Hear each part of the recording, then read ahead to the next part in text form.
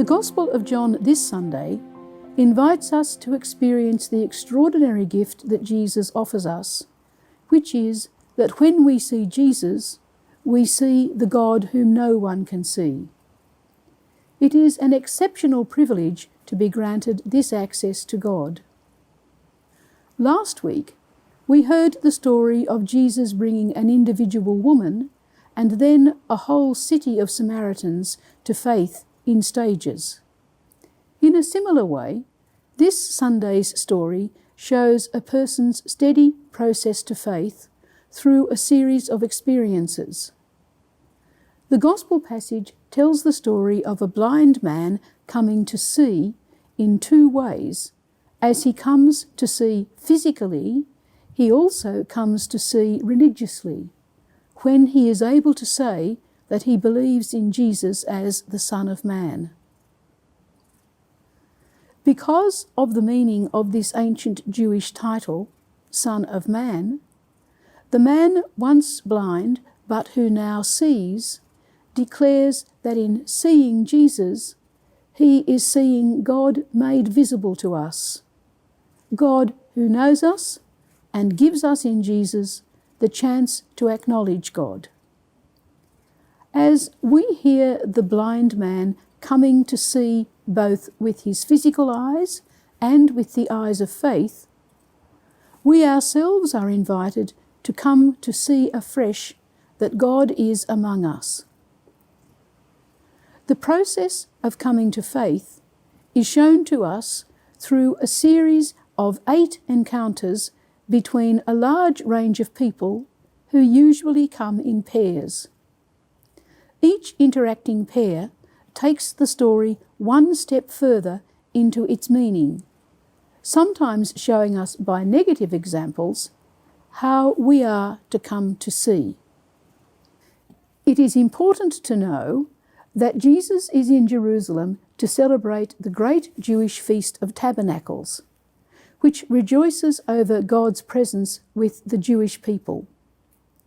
In the temple rituals for the feast, water and light are used. They will be used here in this story as this man sees the light for the first time. The story begins when Jesus' disciples ask him whose sin caused the blindness of a man they see. Jesus rejects the idea behind their question. No sin of anybody caused this man's blindness. It just is. However, it can be an occasion for God's glory to be shown when Jesus, who declares that he is the light of the world, enables this man's eyes to see. Jesus then, in the second scene, heals the blind man. First, he makes mud by spitting on the ground. Ancient Jewish commentators believed that God made Adam in precisely this way, turning dry soil into clay. So, Jesus is acting like God, remaking the man's eyes from the beginning. Jesus sends the man to wash in the pool of Siloam, which we are told means sent. The word matters because Jesus is the one sent by God to be among us, to show us what God is like. So, the water that washes off the mud so that the man can see enables the man to experience both the water and the light of the Jewish feast. However, this once blind man has also encountered Jesus in the water named for Jesus, sent by God, and in the light that Jesus says he, Jesus, is. Having seen this powerful healing, we now see it tested by skeptics in the next 4 scenes. The man's neighbours doubt that the healed man is in fact the blind beggar they knew. The Pharisees object to the healing because Jesus performed it on the Sabbath, when work may not be performed. The Jewish leaders doubt that the man ever was blind or was healed. Indeed, They pressed the man's parents to condemn Jesus under threat of being expelled from the whole community life of Judaism. Finally, the Pharisees return to the once blind man, urging him to condemn Jesus as a sinner. Resisting their demands, he states the plain reality that he knows, that he was blind, but because of Jesus' intervention, he now sees.